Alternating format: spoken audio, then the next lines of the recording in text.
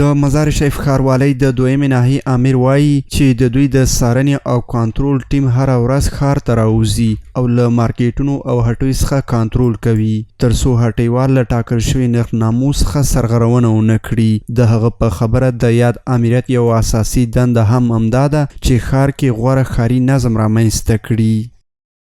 روزانه از شهرواری خو از امریت تنظیم مارکیتا اونا میبره و یک تیمی از ناحیه امرایشان است که سر ساحه میره و پیش برآمده است و دیگه کراچی را تنظیم میکنه، نرخنامه را کنترل میکنه و مواد غذایی تاریخ تیر شدگی را جمع میکنه.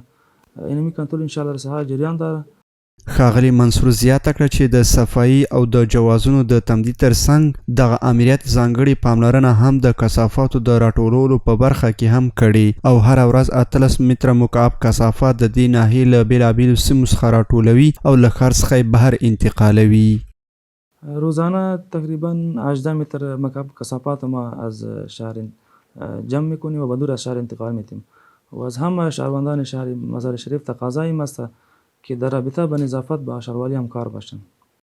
د یادونې وړ ده چې دویمه ناحیه د مزار شریف ښار له یو مرکزي ناحیو څخه شمیرل کیږي او څه باندې 5200 سوداګریز او استوګنیز واحدونه پکې شتون لري.